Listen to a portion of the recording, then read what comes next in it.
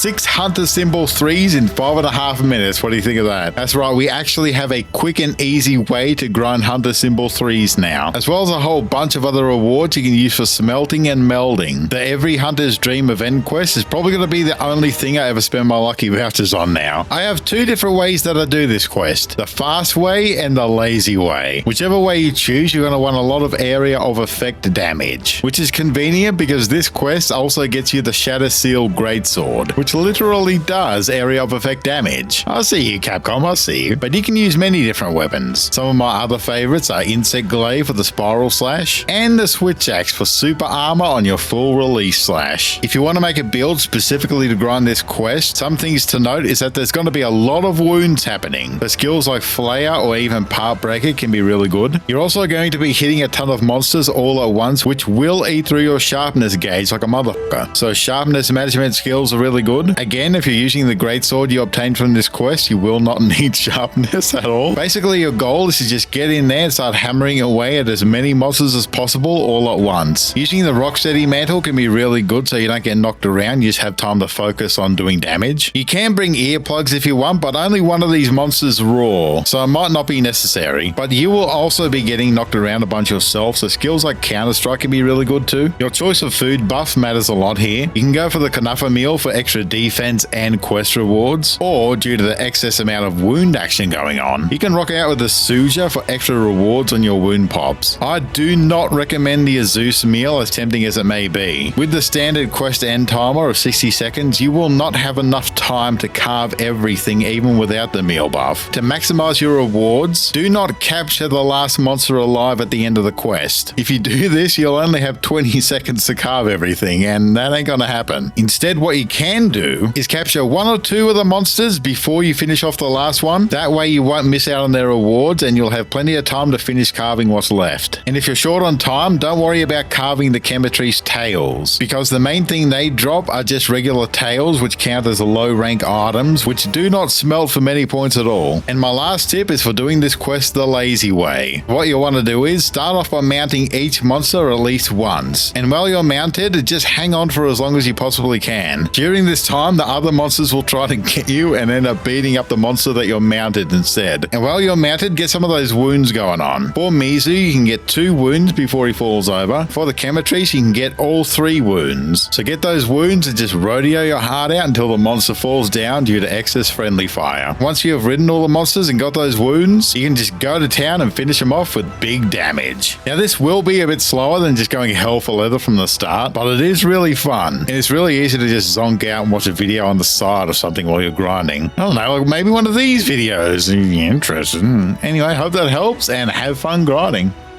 on those